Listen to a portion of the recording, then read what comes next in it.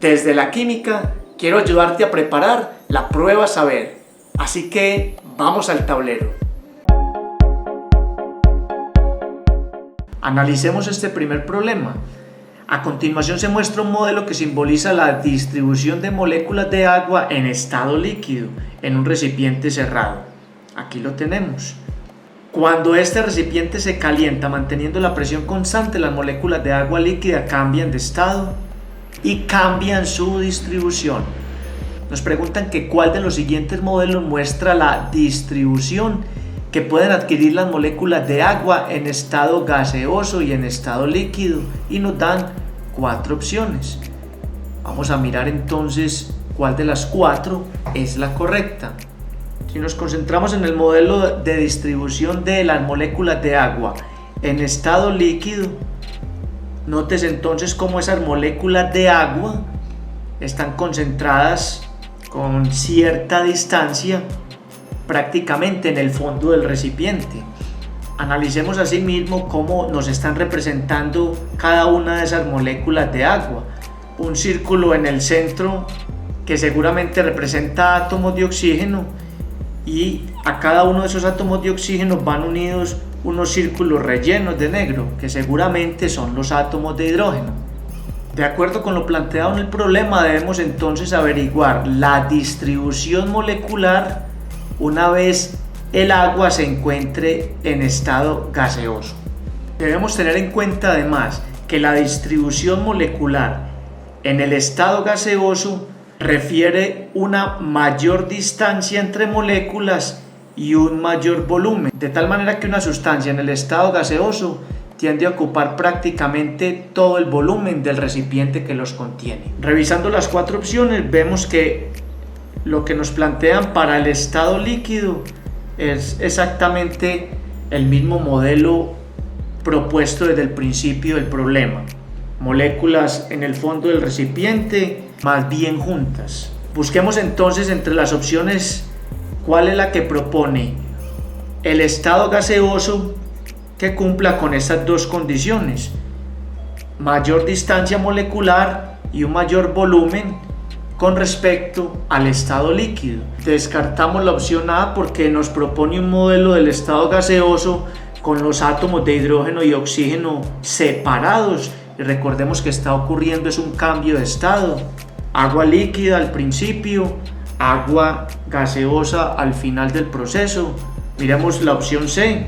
Propone un modelo de estado gaseoso con efectivamente moléculas de agua, pero ocupando solo la parte superior del recipiente. Descartamos esta opción. Y la opción D propone un modelo de gas en donde efectivamente tenemos partículas ocupando casi todo el recipiente, pero es un modelo que propone átomos de oxígeno y de hidrógeno separados. Y en un cambio del estado líquido a gaseoso, pues tenemos la misma sustancia al inicio y al final, que en este caso es agua.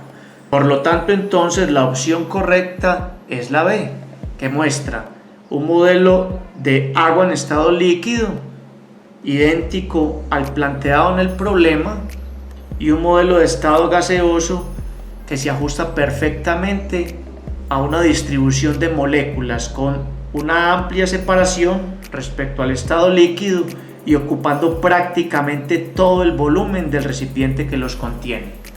Analicemos este segundo problema. Una estudiante quiere clasificar 2 sustancias de acuerdo al tipo de mezclas. Al buscar encuentra que las mezclas homogéneas son uniformes en todas sus partes, pero las mezclas heterogéneas no lo son. La estudiante realiza los procedimientos que se muestran en la tabla con las sustancias 1 y 2. Entonces nos presentan esta sustancia número 1, nos dicen que es un líquido de una sola fase, dato bien importante, que al calentarlo hasta evaporar por completo queda un sólido blanco en el fondo, como muestra la imagen. Mientras que la sustancia 2 es un líquido que al ser introducido en un recipiente se observa la separación de 2 fases, dato muy importante. Aquí nos muestran entonces dicha separación. Teniendo en cuenta lo observado al separar las sustancias, ¿qué tipos de mezclas son las sustancias 1 y 2? Y nos presentan 4 opciones. Efectivamente, Aquí tenemos un problema de tipos de mezclas, homogéneas y heterogéneas. La característica que las diferencia es el número de fases, mientras las mezclas homogéneas se distinguen por tener una sola fase, las heterogéneas tienen dos o más. Como nos plantean en el problema, la sustancia 1 presenta una sola fase y la sustancia 2 presenta dos fases. Por lo tanto, la opción correcta es la opción A, que nos dice que la sustancia 1 es una mezcla homogénea, mientras que la sustancia 2 es una mezcla heterogénea. En este tercer problema nos dicen que un bloque de hielo seco, CO2 sólido, cambia del estado sólido al gaseoso en condiciones ambientales. Este cambio de estado determina un cambio en la densidad del CO2. Teniendo en cuenta la información anterior, tras el cambio de estado, la densidad del CO2 disminuye porque, y nos dan 4 opciones. En otras palabras, nos están pidiendo escoger la opción que explique por qué la densidad del CO2 en estado gaseoso es menor que la densidad del CO2 en estado sólido, es decir, en forma de hielo seco. Recordemos que la densidad de una sustancia o de un material está dada por el cociente matemático entre la masa y el volumen. Según el contexto que nos dan en el problema número 3, la densidad del dióxido de carbono disminuye siempre y cuando disminuya la masa o aumente el volumen, o se den ambas situaciones. Pero si se revisa nuevamente el contexto, no nos mencionan un cambio en la masa, por lo que debemos entonces analizar qué ocurre con el volumen del dióxido de carbono al cambiar del estado sólido al estado gaseoso.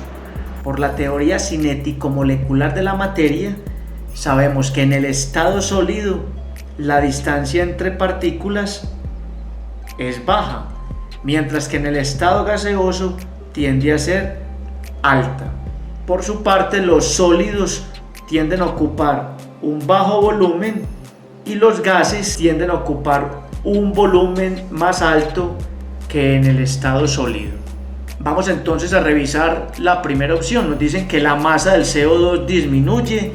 En el contexto no nos están haciendo relación a una disminución de la masa, por lo tanto, descartada esta opción. En la opción B nos dicen que la razón para considerar que la densidad del CO2 disminuye es que la distancia entre partículas y el volumen aumenta. Eso es totalmente cierto para la información que tenemos, ¿cierto? En el estado gaseoso, como estamos viendo en este momento, tanto la distancia entre partículas como el volumen tienden a aumentar con respecto al estado sólido. Por lo tanto, la opción correcta entonces es la opción B. Para terminar, propongo este cuarto problema que nos plantea un contexto específico y 4 opciones de respuesta. ¿Cuál será la correcta? Puedes enviarla por los comentarios de este video. Nos vemos en una próxima clase de Química para el ICFES. Hasta pronto.